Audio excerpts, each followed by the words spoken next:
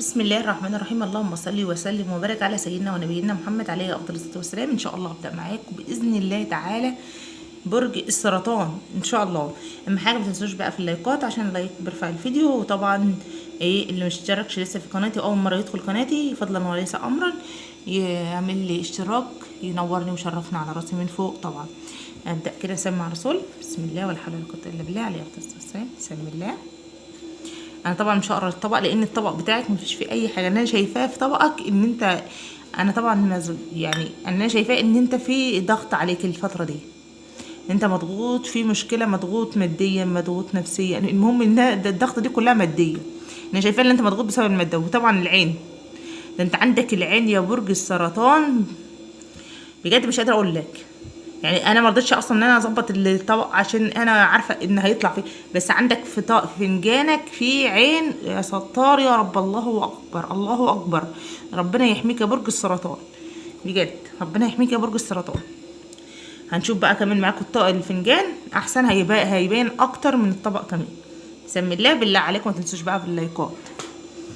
بسم الله الرحمن الرحيم. شفت اللي انا قلت لكم عليه اهي، عشان بس الكلام يبقى ورا بعضه. شايف طبعا برج السرطان، شايف العين، شوفين في وسط يعني رشقه في وسط حياتك، يعني في اولادك في بيتك في كله. العين عندك محاوطه البيت يعني بص، ان كان على الشريك وانت واولادك وبيتك. الله اكبر يا رب، الله اكبر، اللهم عافيك يا رب. ربنا يحميك بجد، ربنا يحميك ويحفظك، لان انا شايفه العين متصدره في حياتك بطريقه فظيعه، حزينك في كل حاجه. مع ان انت غلبان جدا يا برج السرطان، يعني مش ماديا مش مرتفع ولا حاجه، ماديا كويس يعني لحد ما، بس ستر نفسك. بس انا شايفاهم بيحسدوك على يعني بيحسدوك على اولادك، ممكن بيحسدوك مثلا على الشريك، بيحسدوك انت نفسك، بيحسدوك على اي حاجه. انت يعني انت من اقل حاجه يا برج السرطان، انت لو لبست ايه وعملت ايه بيحسدوك انك انت كويس جميل جدا ما شاء الله. ربنا يحميك يا برج السرطان. وعندك كمان يا برج السرطان انا شايفه اهو ان انت كان عندك مشاكل الصيف اللي فات والشهر ده ومشاكل كتير اهي. ده انت لسه لا اله الا الله. شفت يا برج السرطان؟ بس ربنا طلع. شوف مشكله كبيره جدا، مشكله بينك وبين الاهل او حاجه، في مشكله بينك دايره بينك وبين الاهل، بينك وبين اخواتك وممكن يكون اقرب الناس ليك والدتك والدك، اللي هم ان انت في مشكله كبيره جدا الله اعلى واعلم بينك وبين اهلك. ان انا شايفاها يعني ان انت في خصام وفي قله الكلام، تمام. وعندك كمان اهوت، بس ان شاء الله بس انت على حق يا برج السرطان. يعني هو اي حرام صله الرحم، قطع صله الرحم، بس هم اللي بداوا يصلوا يا برج السرطان. انت انا عارفه ان انت مغصوب على قله الكلام، تمام. وان انا شايفاه اكتر الناس اللي حاسدينك اهل بيتك واهل الشريك. من الاخر محدش حاسد بيتك وراصد بيتك غير الاقرب الناس ليك. انا بوقعش يا جماعه، بس اللي انا شايفاه انا بقول اللي انا شايفاه، ماليش دعوه عشان ما تقولوش انا بوقع وبعمل لا اله الا الله، دي حاجات الله اعلى واعلم بيها. وان انا شايفه ان انت عندك حرف الدبليو، مش فاهمه، الحرف ده مش كويس، الحرف ده مش كويس. ان انا شايفاه الحرف ده مش كويس، مش بيعني لك شر، مش بيعني لك خير، تمام. وشايفه كمان ان انت بينك وبين اخواتك البنات بالذات في مشكله، وبين اخوك، تمام. او كان عندك فرحه بس انت الفرحه ده ما حضرتهاش يا برج السرطان. بس يعني انت كده مرتاح قد ما انت تعبان نفسيا من الموضوع ده، بس انت مرتاح من داخل، يعني انت بتقول احسن اللي هي جت منهم، تمام. بس انت عندك ضيق في الرزق اهوت بس قلت بس الحمد لله. بص ما شاء الله، رغم ان هم بيقفلوا السيخ حواليك والحسد بتاعهم، بس ربنا برضيك والله. ربنا يجعل كيدهم في نحرهم ان كان قريب ولا غريب، ويطلعك من اللي انت فيه ده يا برج السرطان على خير. وانا شايفه اسم محمد، محمد ده اهو، شايفينه قدامي والله اهو.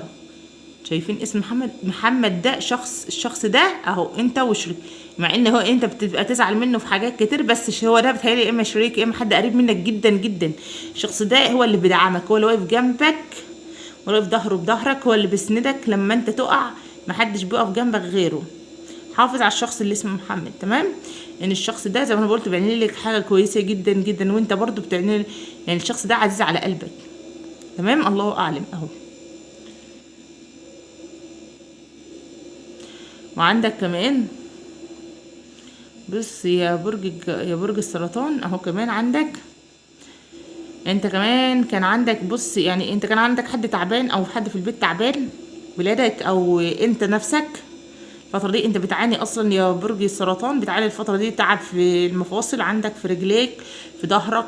بتحس دايما بتصحى من النوم تحس بأرق شديد قوي قوي، مش قادر ان انت تنزل من على، يعني تنزل من على التخت بتاعك او السرير بتاعك، مش قادر ان انت تقضي يومك، بتعمل شغلك بالعافية دايما عندك. بص بس على فكرة، رغم التعب اللي موجود، تعب العدوي اللي عندك اللي هو تعب الفقرات والرجلين والكلام ده كله، بس انت مش تعبك تعب رجليك قد ما تعبك التعب النفسي اللي جواك.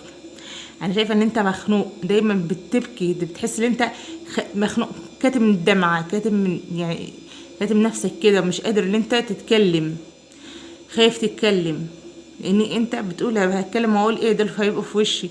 فاهمني، انا عارفه اللي انت فيها، الشده اللي انت فيها، بس انت حاول ان انت برج السرطان تطلع من الشده اللي انت فيها، وتطنش شويه، طنش شويه، لان محدش هينفعك غير نفسك. انا شايفه ان صحتك في تنازل. انا شايفه والله العظيم يا جماعه اكتر الابراج صحتها متدمرين، مش عارفه ليه الفتره دي. ربنا يعافيكم يا رب ان شاء الله، وجعل شهر سعيد الشهر اللي جاي ان شاء الله، شهر نوفمبر، ويسعدكم جميعا ان شاء الله.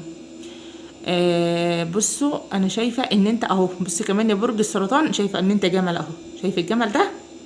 سبحان الله، انت جمل، وفي واحده اهي، في واحده بس اللي بتسندك، يعني هو اسم محمد، وواحده كمان سنداك، حد هيقف جنبك في جمل. الجمل ده ان انت صبرت، بعد الصبر جبر باذن الله، ربنا هيجبر بخاطرك ان شاء الله يا برج السرطان، يجبر بخاطرك جدا جدا. رغم بص العيون الراس ده اهي، شايف انت العيون الحساده الراس، انت بطريقه فظيعه، بقول لك انت عندك حسد بطريقه فظيعه. حاول انت تحصن بيتك يا برج السرطان اكتر من كده، يعني حصنه يا سيدي بشغل سورة البقرة، الرؤية الشرعية يعني، وتصلوا طبعا. بس يعني ان انت تحصن بيتك اكتر من كده، انا شايفاه يعني. حتى وانا بقرا الفنجان تحس تقل كده، تحس اللي فيه خنقه. اللي انا شايفاه ان انت فنجانك فيه خنقه فظيعه. حاول انت تخرج نفسك، وبالله عليك يا برج السرطان ان شاء الله. وشايفه بعض منكم برضو في برج السرطان ان شاء الله، بالنسبه للرجل ان شاء الله، في سفر لبعض منهم برضو. شايفه ان في بعض منكم هيسافر او هيغير مكان، الله اعلى واعلم. بس اللي انا شايفاه ان انت يعني ربنا يبعت لك الرزق من عنده، بس خلي بالك من نفسك يا برج السرطان. الله رب، اللهم بلغت اللهم فشهد. وهنا الفيديو خلص معاكم، بالله عليكم ما تنسوش بقى في اللايكات، اللي يتفرج بالله عليكم ما ينسونيش باللايك، عشان اللايك بيرفع الفيديو. السلام عليكم ورحمه الله وبركاته.